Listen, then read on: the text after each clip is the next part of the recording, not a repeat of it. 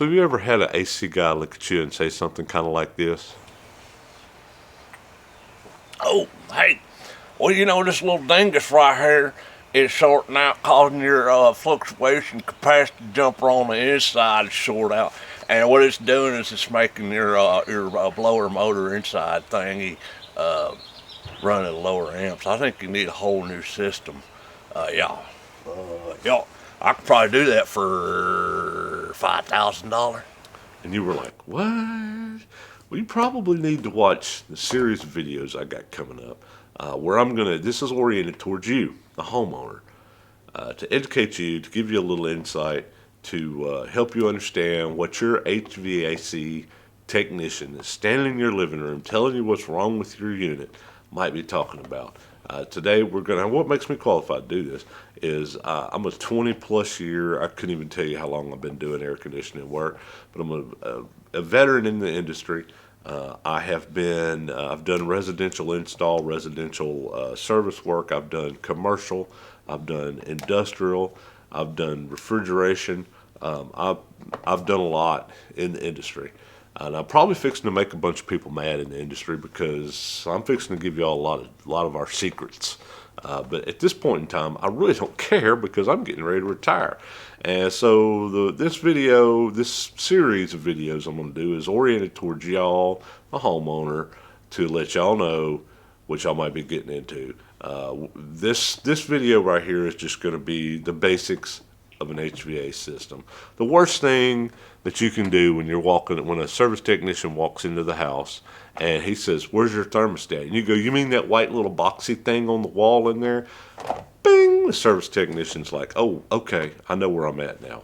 We're just going to start at the beginning of a system, work our way all the way through from the indoor unit all the way to the outdoor unit, and just give y'all some terminology, let y'all know kind of where things are probably located in your house. Pretty much all these things are set up just the same. Everything is pretty much in the same spot in every house. Every house pretty much has the same exact stuff.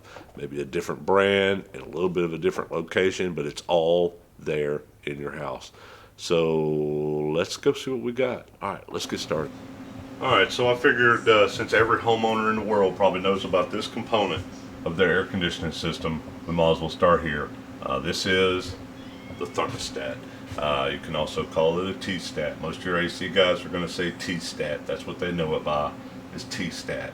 It's the thermostat. Some guys might call it the wall controller.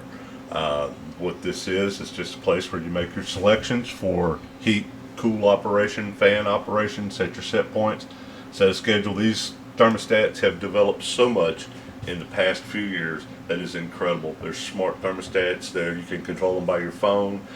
You can do whatever you want to with a thermostat nowadays. But yeah, you set your schedule. If you have one of those scheduling thermostats, you can do all that right here. So, and this is always going to be in a very central location of the house, a living room, a hallway. Generally, you will not find these in a bedroom, a garage, a kitchen, any place like that. They're going to be in a central location on a wall somewhere in your house, usually pretty close to where the indoor unit is, the return air, where the return air is. And speaking of return air, well, let's take a look at that. All right, so this is return air. Every house has one of these. If you do not know where this is in your house right now, you need to go, you need to find it, and you need to change your filter, because I'm sure if you don't know where this is, your filter needs to be changed, because there's two little tabs here that pull down. Some of them are a little harder than the others. And this folds down, and your filter's in there. That's where you change your filter. Change it probably every 3 months or so. But every house has one of these. Your filter's in there. This is where every molecule of air in your house will go through this at some point in time and get filtered and conditioned, dehumidified, cooled, or heated. But these are in every house. They might not be in the ceiling. This one just happens to be in the ceiling. They could be in the floor. There's one in this house that's in the floor. It has a package unit out back where the return air comes from underneath the house. They could be in a sidewall, in a hallway somewhere. Generally, they are in a very central location, hallway, living room. I usually won't put them in a living room because the fan noise makes too much noise for the family to sit and watch TV and stuff. So generally they're in a hallway, somewhere close to the thermostat. If you know where your thermostat is, go and look around. It's probably somewhere pretty close to that. All right, now we're fixing to get in the attic. See where this goes. All right, so right here is where we were downstairs. This comes from the return air grill. It comes into the end of the unit. It's pulling air from out of the house into the unit.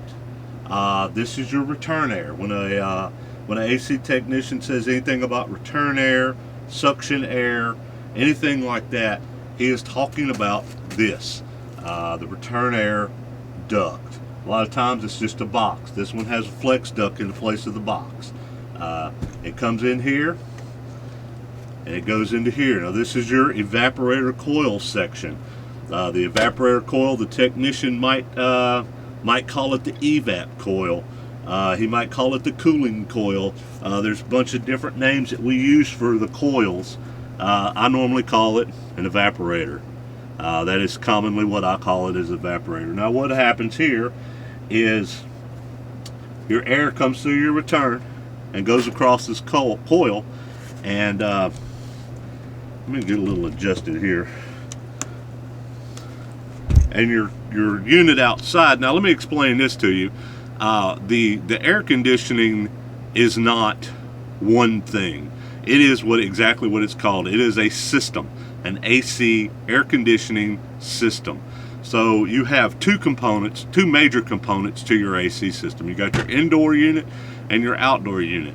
An AC guy absolutely loves to hear when he walks in the door, when he says, "Where's your indoor unit?" and you look at him and go, "Well, the air conditioner's in the backyard." They love to hear that, because then they know exactly how much you know about your air conditioning system. They could pretty much sell you anything they want to. So a little bit of education goes a long ways. Now this is your line set. We'll get more into that when I get to the outdoor unit. This comes from the outside unit to here. All it does is pump refrigerant through here, drops the temperature of the refrigerant, which causes it to take heat out of the air, and puts it back in the house at 55, 52, 55 degrees. This right here is your blower section. There is a blower motor in there.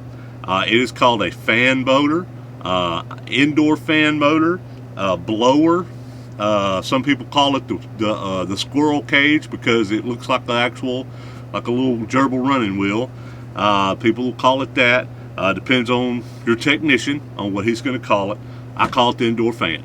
It's just simple. The homeowner normally knows what I'm talking about when I say the indoor fan. But some guys like to, I'll be real honest with you, I'll be real straight with you here. A lot of technicians like to try to talk over the homeowner's head, because it makes them not necessarily feel smarter, but it helps them to feel more confident about what they're doing. An AC guy, when he comes in the house, he's automatically trying to figure out what you know about your system, how smart you are, what he can get away with, more or less.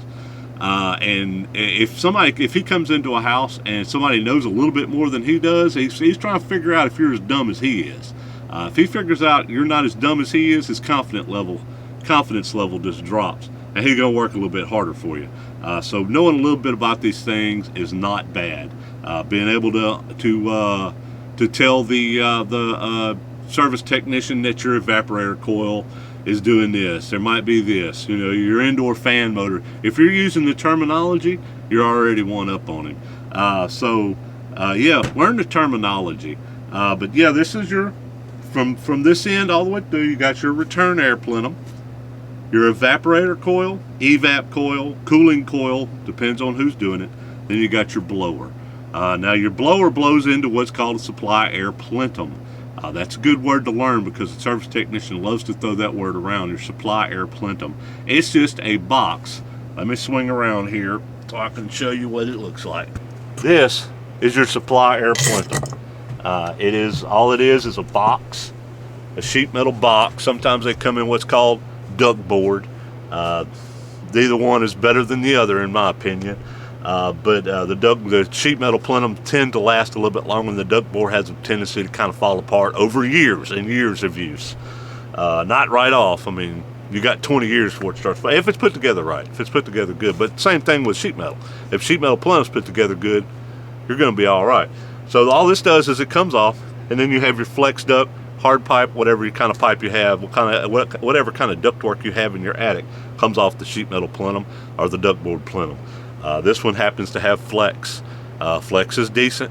Flex. If you have hard pipe in your attic, don't ever let anybody pull it out and put flex duct in it. Pay for a rewrap. They'll know what you're talking about when you say rewrap, and they're probably going to try to keep from having to do a rewrap on your hard pipe. They're going to come up with any reason they can to throw ductwork in there because it keeps the cost. It keeps their cost down. So, and it keeps their labor down. So it might cost you a little bit more to pay for a rewrap, but I suggest paying for a rewrap.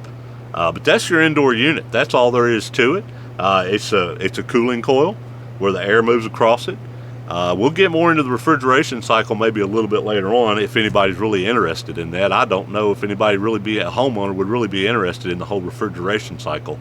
But I tell you what, let's do this. If you've had an AC guy come to your house and tell you something just absolutely freaking insane, like old Otis there at the beginning of the video where he was talking about the dingus with the fluctuating capacity jumper. If you've had an AC technician tell you something just crazy, or you just, well, what? Then put it in the comments. Let's go ahead and get into it. Maybe I'll do a video based off comments. And anything that you have that might be just like insane that an AC guy did, or, you know, just tell your AC stories, and maybe we can debunk some of this. Look, I'm seriously getting ready to retire, so I'm looking to blow this wide open. I've been following the rules and regulations ever since I've been in this industry, and I'm just, people are getting hammered out there on air conditioning costs. Anyway, all right, let's go out to the outside unit and show you what we got out there. Plus, might be a little bit cooler out there. It's kind of hot up here in this attic. All right, see you out there. All right, so if you're still watching this video, must have your attention. So why don't you go ahead and subscribe, like, share, all that kind of cool stuff. Now, before we get into this outdoor unit, I want to reiterate a little bit on the indoor unit. Go over a couple more things. Now, what we had up there was a horizontal application of an indoor unit. It was an electric heat indoor unit. They do have vertical indoor units. Those are usually going to be in a closet. I have seen a few vertical units in attics, but it's usually when there's a huge attic space and they were trying to save some space and stuff for storage and stuff like that. But yeah, we got horizontal and vertical. That was, like I said, that was an electric heat. And they also have gas heat, which if you don't know which one you have, you need to figure it out. And we'll have a video coming up later where I explain what gas heat does and how you can tell if you have gas heat. It's not real difficult. But anyway, this is an outdoor unit. This contains your compressor, which is basically the heart of the air conditioning system. It does all the pumping of the refrigerant. It pumps it through this coil, which is a condensing coil, and this is your line set right here. Now, your AC guy, these two pipes right here, one is the suction line and one is the liquid line. The big one is the suction line, the small one is the liquid line. The big line is the suction line. It will be cooler if your compressor's running. It will be cooler than your liquid line. Your liquid line will be basically ambient outside temperature, and your suction line should be around 52, 53 degrees, something like that, on whatever application you have. But it will be cooler. It does sweat. This is your control wire coming in from your indoor unit, which tells this it needs to cool. There are only 3 things that your indoor unit and your outdoor units have in common. That is suction line, liquid line, and this 24 volt wire right here. There is nothing else that connects these two together. It is a complete system. We will get into this a little bit deeper on the next video, but that is the major components of your air conditioner. You got your return, and in the cycle you have your return air, your evaporator coil, evap, cooling coil, whatever the guy calls it. That's my other unit. That's the other unit coming on. Let me go turn that off so we can so y'all can hear me. Be right back.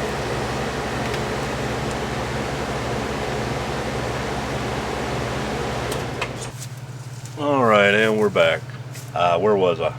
We're talking about the whole cycle. We got the return, evaporator coil, the blower, which is what moves your air across the coil, and your supply plenum, which goes out and hits flex duct or hard pipe, whichever one it is, and distributes the air to the rooms, to the spaces that need to be cooled. This is your outdoor unit. This has got the compressor in it. It pumps refrigerant into the cooling coil through the liquid line. The liquid line is the one going inside. The suction line is coming back from inside to the condenser. Now, the condenser then compresses. The compressor condenses the refrigerant back into a hot gas and through the condensing coil, which condenses it down into a warm liquid. That's part of the refrigeration cycle. We'll get into more of that later on if anybody's interested in hearing about the refrigeration cycle. All right, on the next video, we'll get into 3 or 4 different maintenance tips that you can do to save yourself a little expense on some service and maintenance. There's 3 or 4 little things that you can do to help out. Maybe keep a service technician from having to come to your house and do these things. It'll take you 15-20 minutes to do them. And a service technician will charge you a couple $100 to come out and do it, and he'll do it in less time than you do. So yeah, I'm saving you a little money. Look, if y'all have any questions or anything about anything a technician told y'all that y'all think was just total bull malarkey, put it in the comments, and we'll debunk it, decipher it. We'll work together because, like I said, I'm so close to retirement. I'm ready to blow this up. Yeah. Hey, y'all like and subscribe. Thanks for watching. I can't reach it. Yeah, my knee hurts. Getting too old. Peace.